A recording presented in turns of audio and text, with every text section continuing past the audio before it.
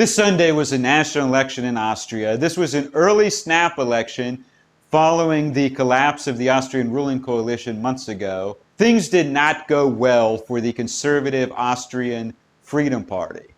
And today, Heinz-Christian Strache, the former vice chancellor of Austria and one of the main leaders of the party, suspended his membership, at least temporarily.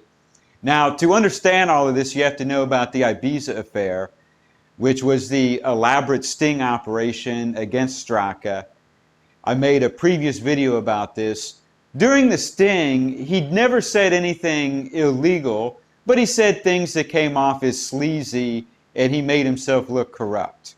Well, the media has piled on, and they're saying that he was receiving an elaborate expense account from the party and using that money to maintain his lifestyle and not for actual party expenses. Strache says that he will not be involved in party affairs or politics at all until he exonerates himself, and he may be the subject of a criminal investigation.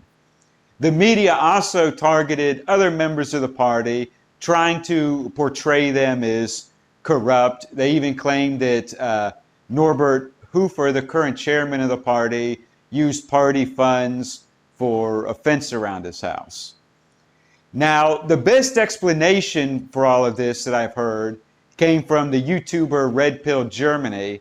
He said that the media has discovered that calling the Austrian Freedom Party right-wing extremist and far right and a bunch of other names has had very little effect on their supporters.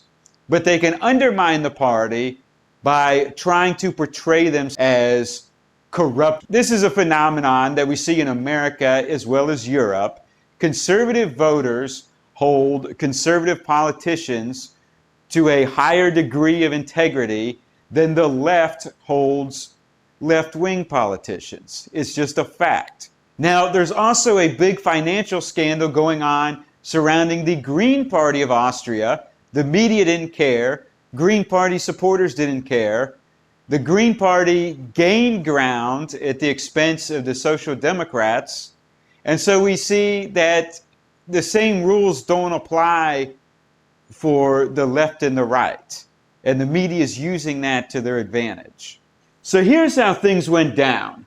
In 2017, the Freedom Party of Austria got 26% of the vote. This was phenomenal. This was the most they had ever received. And the previous year, Norbert Hofer of the Freedom Party of Austria almost became president of Austria. He just barely lost, and there was so much cheating that the courts ordered an election redo. Now, during the election redo, there's evidence of more cheating, but the courts didn't want to have a third election, so they let it stand. But the Freedom Party of Austria almost won the presidency, may have actually won it, but been cheated out of it. But Sunday, they got 16.2%. Now, this was lower than what they were polling. For the past few weeks, they had been polling 20 to 21%. What the pollsters are saying now is that huge numbers of people who supported the Austrian Freedom Party did not show up to vote. That their supporters had the worst attendance out of all the parties. Now, the Austrian People's Party got 31.5% in 2017, 37.5% Sunday. So this was a huge victory for Sebastian Kurz and the People's Party. Now, technically, they're supposed to be a conservative center-right party, except they seem like they're getting more left-wing every day. After the 2017 election, the People's Party and the Freedom Party formed a ruling coalition. It became one of the most popular ruling coalitions that Austria has had in decades.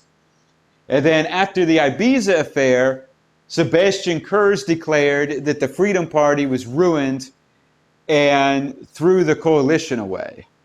Now, after that, you have the New Liberal Forum, they went up slightly, 5.3 to 8.1. Now, they bill themselves as a centrist party. They are probably center-left on social issues.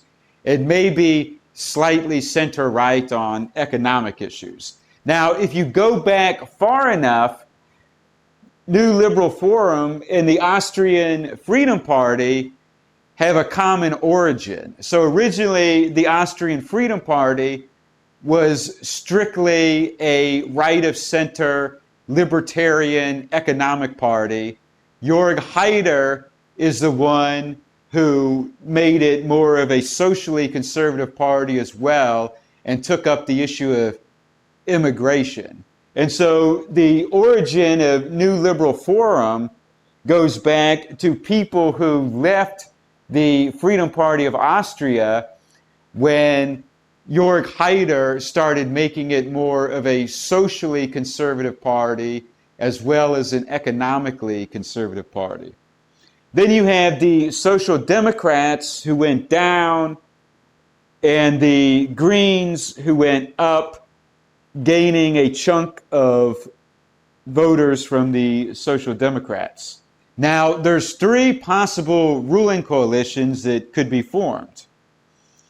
The People's Party could reform their coalition with the Freedom Party, and this would probably be very popular.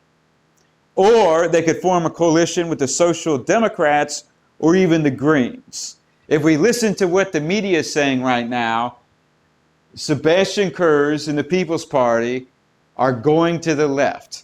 And there's even a lot of talk about forming a ruling coalition with the left-wing Green Party. Now, one silver lining I could bring up is that the Austrian Freedom Party did the best among young people.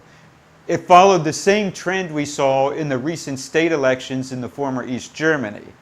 Young conservatives voted for the most conservative party, while older conservatives voted for the establishment center-right. Also, a lot of people feel that the Austrian Freedom Party will be better off in the opposition rather than part of the next ruling coalition because they need to rebuild their reputation as an anti-establishment insurgent party. All right, thanks for watching this video. Click the like button, post a comment below, and please support my sponsor, Patriotic Flags, the online flag store, patriotic-flags.com. They just got really cool Roman Empire flags. And please consider making a donation to this YouTube channel, as YouTube has mass demonetized all my videos.